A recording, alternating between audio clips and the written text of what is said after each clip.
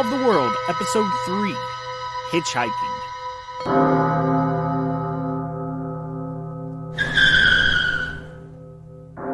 Meet Johnny Paxwell, 54, brusque, blonde hair, red beard.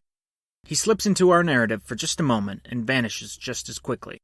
His story is long and sad. He could use some help, but we have no time for such meanderings here. Jenn will meet him too briefly for us to invest much in the lonely soul. Rather, our person of interest on this humid evening is Dolores Burden. She's only 34, yet her body betrays her. She'd be lucky to pass for 45 at a bar. Her dirty hair is thinning at the most visible spots, while sideburns somehow keep creeping further down her jawline. Her compulsive eating of late is serving her no favor as well. 2 years ago, she would have been considered moderately underweight, particularly for a truck driver. But now she's hefty, even for someone who spends all the hours of the day sitting, shifting gears. Dolores, or Doll as she prefers to go by, tends to be oft-putting because she has a hard time finishing sentences. She's often interrupted midstream due to the impatience of her audience. Becoming aware of this personal problem, Doll Burden's taken to speaking very rapidly so as to not allow for gaps in her monologues. This never works. Inevitably, she stumbles over her own sentences or parades faster with her tongue than her brain can go. It's annoying, even to her. Overall, we need only to know this. Doll is growing tired. Not physically so, but the deep tiredness that comes from deep inside. Soul tiredness, some would say. She's vaguely aware of this cancer of internal weariness. She's doing all she can to keep her internal fire alive. She's looking for a way to escape from it. She's trying to trick it into a death trap. She's desperate to live again, to enjoy life, to be filled, to have meaning.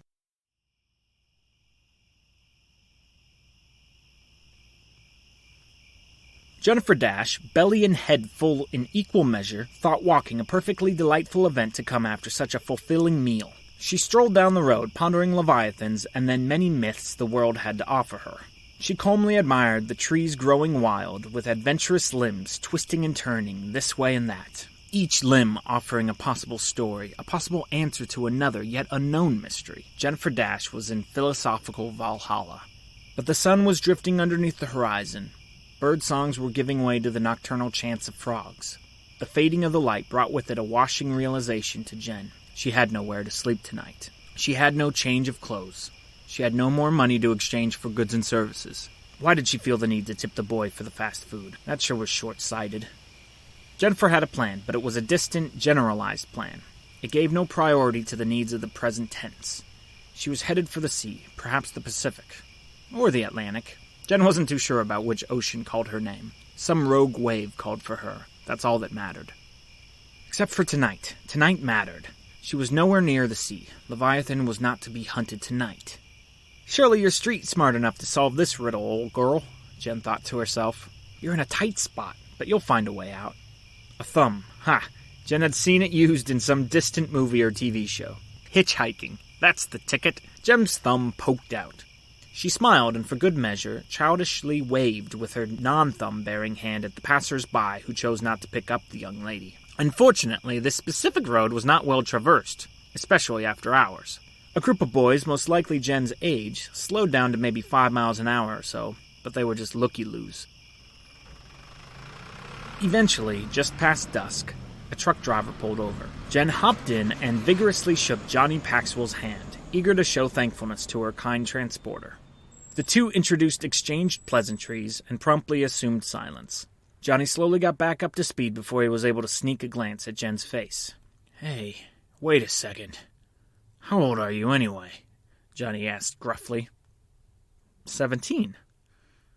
Shh! Johnny slammed on the brakes, veered to the side, and leaned over Jenn's body to reach her passenger door, which remained just an inch or two out of his reach.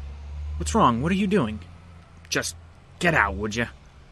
Jenn opened her door, took her seatbelt off, and turned to ask, Why? I don't understand. Go. I can't be seen with you. Jenn took him at his word. As soon as she was out, Johnny bustled away down the road into darkness ahead.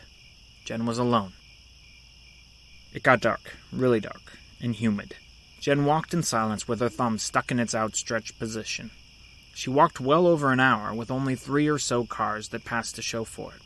She hoped that soon enough she'd get to a town and maybe find a bench to sleep on. Enter Doll Burden. Another 18-wheeler. Jenn was more nervous this time. Perhaps there was some rule about truck drivers not being allowed to take underage hop-ons. Note: the state law reads as follows from the Louisiana Revised Statutes 32:218. No person shall stand on a public roadway for the purpose of soliciting a ride, employment, or business from the occupant of any vehicle. First was the smell. The reek of bourbon and uncleanliness wafted off of Dolores. Dolores Burden at your... Jenn outstretched her hand, waiting for the driver to finish her sentence. You know, they just call me doll, like a toy, like a toy doll. Hi, Miss Burden. I'm Jenn. Just doll. Call me doll. What's... Vacant eyes. Why am I out on the road? That's a tricky question. Jenn paused, realizing she cut off Doll, and that maybe she had guessed wrong as to what Doll wanted to ask. You remind me of my daughter.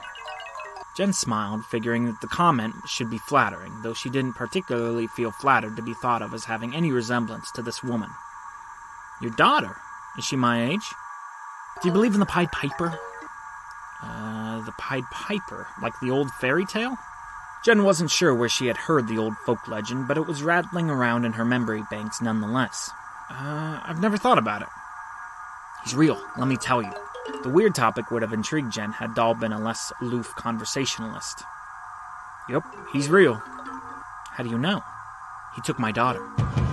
At that, Jen's stomach dropped. She barely choked out her response. Really? At Hamelin, in Germany, he took 130 children. It's true, the town is real. It's all real. Gut twisting and rolling, Jen's intuition told her not to question this, not to let the conversation remain. She fell into silence. Doll picked up the space all on her own. I forgot where I was, some back road like this one. I had driven all night. I happened to have overslept during the day, so I was driving extra long to make up time. Sure, I was tired, but I tell you, I was not boozing or on acid or pills or Mary Jane or anything, nothing. I was clean then, really. I had to be for Chloe. That's my girl, Chloe. Yeah, that's my girl, Chloe. I bet she does look like you now. Johnny Paxwell was far, far preferable to this. Why did he have to kick her out like that? Jenn imagined herself 100 miles down the road, enjoying a silent glide through the dark evening, 100 miles closer to the sea, 100 miles further away from this burden. Instead, here she was, stuck with crazy, smell-bad lady. Doll. She certainly wasn't a Barbie doll. A picture of one of her old dolls fizzled into Jen's mind. It was nothing but a head, with almost all its hair ripped out and missing an eye. That's the type of doll this doll was, missing significant parts of its being. Jen's mean thought produced an involuntary chuckle. Doll took notice. What are you laughing at? Well, yeah, it was funny, I'm sure it was, if you'd seen me then, there, dancing like there was no tomorrow. So like I said, I was driving deep into the night, out of nowhere. Out of nowhere arose this enormous campfire. It was marvelous. Campfire. Enormous. It was marvelous, beautiful, exquisite. I can see it now. It started like most fires, orange bands dancing in the breeze with blue roots leading to the undergrowth. But it changed, flickered, and it flickered not like regular fire flickers. It flickered a flicker. Flicker of color. Green, yes, green flickers in the center of the night orange sky, brilliant and vivid. I wanted to be a part of it. I couldn't resist it. It was calling me. Jenn imagined green fire. She visualized the flames like limbs on a tree. She had to admit the image was seducing. I pulled over and got out of the truck. I didn't say hi to anyone. I just danced. I just danced. It was so much fun. I hadn't had fun in so long. You don't get to have fun when you've got a child at home and you're always behind the wheel. You never get time like that. Just to have fun, to dance. Doll turned the upper half of her body towards Jenn. They locked eyes. Jenn was too afraid to dart her eyes elsewhere. She was trapped in the crazy lady's gaze. Now I gotcha. That's what the fire said to me, to all of us. You ask how many people were there with the fire? Hell, I don't know. Maybe 100, maybe 1,000, maybe 10, maybe 5. I could have been anyone. I could have been alone. Except that I saw others handcuffed and arrested, too. I knew then that I wasn't alone. And And I wasn't the only one in that moment either. We were all alone. We were all one. One body was... Doll coughed a wheezing, guttural cough. But still, even whilst hacking her lungs out, Doll somehow managed to keep her eyes fixed on the young girl trapped beside her. The young, attractive girl. "Hand me my water bottle, would you?" Happy to do anything that meant she could break from the moment, Jenn grabbed a bottle from a cup holder beside her. It reeked of vodka. Doll grabbed it from her hand and took a big chug. "Thanks, Toots." You're welcome." We danced and danced. I ripped off all my clothes. Yeah, I was naked. I wanted to show that night. I wanted to show that night flame everything I had. There was then a very long pause.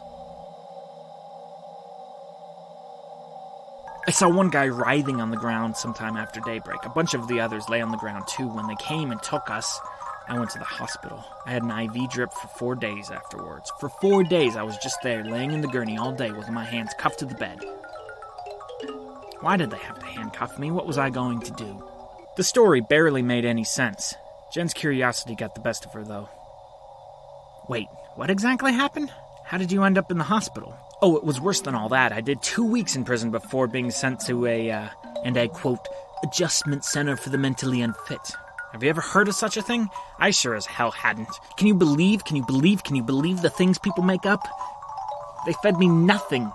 Nothing, that is, but butybarbitol for 6 weeks. 6 weeks! And then 6 months before I was finally out of there. But it was too late by then. Too late.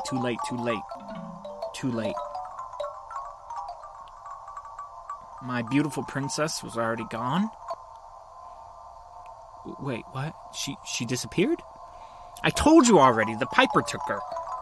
That's what happened. It's been 1,000 years, so you better believe he doesn't just play his little whistle or flute or kazoo or whatever anymore. He's evolved. The fire?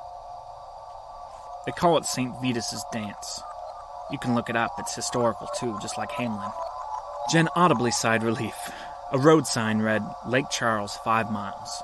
Jenn would politely get out there and be free of this witchy woman. So your daughter did disappear. People have got to read their histories. It's all there. It's all in the cards, as they like to say. You would do good for your pretty little face if you read more history. You don't know about St. Vitus's dance, do you? No, ma'am. And I bet you didn't know Pied Piper was real, did you? No, ma'am. You could drop me off anywhere in St. Charles. Jenn felt Doll's eyes on her and felt like she needed to explain herself. I think I'll stay there tonight. I'm really tired. Why don't you stay with me a little while longer? You can sleep here. People say they sleep great when they're with me. You remind me of my daughter, so...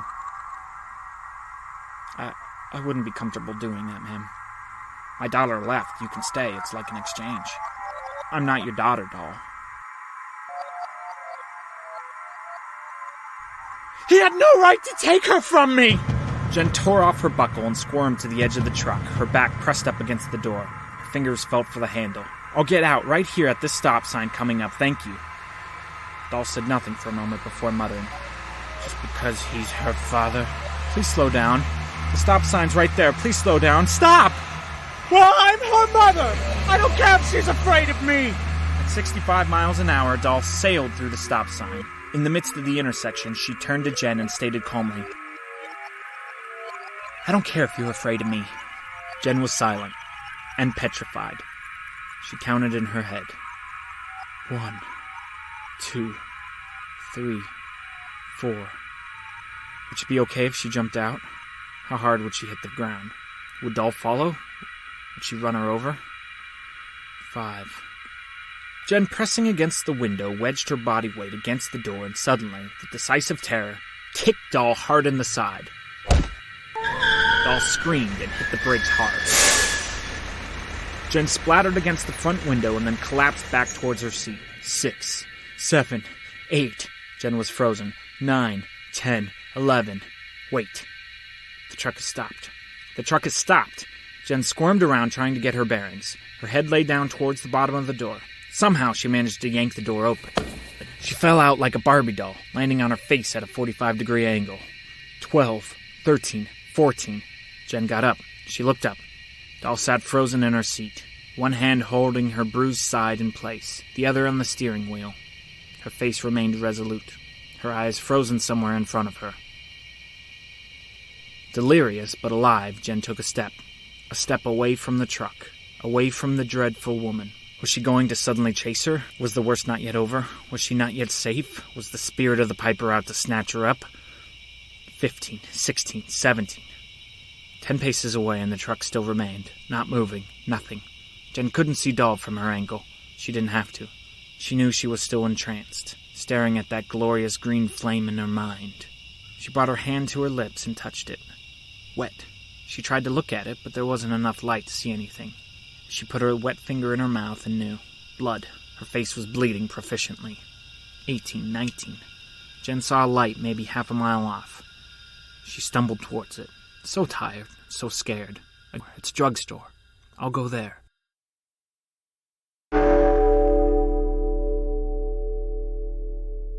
Hey, this is Dante Stack, creator of Solve the World, coming at you from post-Solve the Worldness. I'm recording this after having completed the whole 100-episode arc of Solve the World. And I want you to know that this podcast is not meant to be like most of the other podcasts you listen to.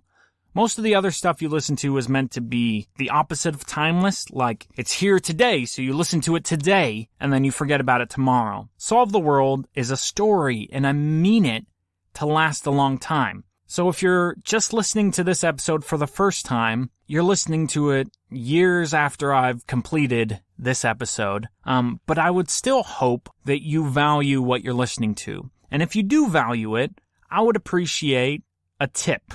Maybe not today, but if you continue listening to it and you like what you're listening to, maybe sometime later. You can tip me 50 cents, $1, $10, $100. If you're super duper rich, maybe $1 million. You can tip me using PayPal, or another popular online credit card, I guess you call it, is Stripe. So you can tip me using either of those two avenues.